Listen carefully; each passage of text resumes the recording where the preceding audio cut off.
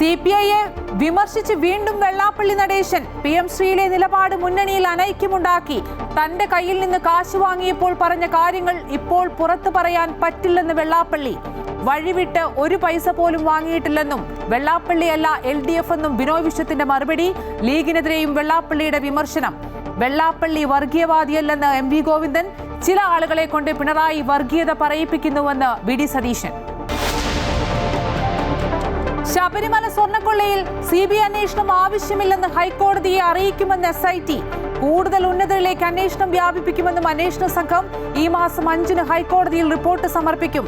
CBIയെ ഏൽപ്പിക്കണമെന്ന് കേന്ദ്ര intelligence bureau. ജാമ്യം തേടി N വാസു സുപ്രീം കോടതിയിൽ. കേസ് അന്വേഷണത്തിൽ SITയെ സർക്കാർ സമ്മർദ്ദത്തിലാക്കുന്നുവെന്ന് പ്രതിപക്ഷം. സംസ്ഥാനത്തെ സർക്കാർ എയ്ഡഡ് സ്കൂൾ അധ്യാപകർക്ക് KTET നിർബന്ധമാക്കിയ ഉത്തരവ്. നടപടി സുപ്രീം കോടതി വിധിയുടെ പശ്ചാത്തലത്തിൽ NET, PhD, SET ഉൾപ്പെടെ ഉയർന്ന യോഗ്യതയുള്ളവരും പരീക്ഷ പാസ്സാകണം. പ്രധാന അധ്യാപക തസ്തികയ്ക്കും KTET വേണം. എതിർപ്പുമായി അധ്യാപക സംഘടനകൾ. തിരഞ്ഞെടുപ്പിൽ സമദൂര നിലപാടെന്ന് NSS. ശബരിമലയിൽ ശരിദൂരമെന്നും G സുകുമാരൻ നായർ. 149ാമത് മന്നം ജയന്തി ആഘോഷത്തിന് പെരുന്നയിലെ NSS ആസ്ഥാനത്ത് തുടക്കം. മന്നം സമാധിയിൽ പുഷ്പാർച്ചന നടത്തി പ്രമുഖർ.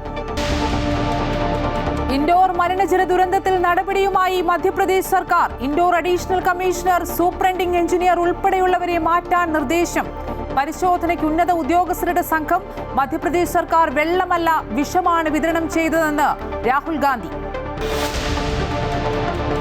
മുൻ മന്ത്രി ആന്റണി രാജു പ്രതിയായ തൊണ്ടിമുതൽ കേസിൽ നാളെ വിധി. തിരുവനന്തപുരം മജിസ്ട്രേറ്റ് കോടതി വിധി പറയുന്നത് കുറ്റപത്രം സമർപ്പിച്ച് 19 വർഷങ്ങൾക്ക് ശേഷം.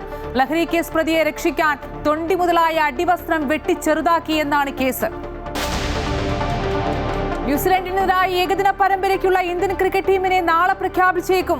ആദ്യ മത്സരം 11-ന് വഡോദരയിൽ, 14-ന് രാജ്കോട്ടിലും 18-ന് ഇൻഡോറിലും മറ്റ് മത്സരങ്ങൾ. ശുഭ്മാൻ ഗിൽ ഇന്ത്യയെ നയിക്കും. T20 ലോകകപ്പിനുള്ള ദക്ഷിണാഫ്രിക്കൻ ടീമിനെ പ്രഖ്യാപിച്ചു. ഏഡൻ മാർക്രം നായകൻ.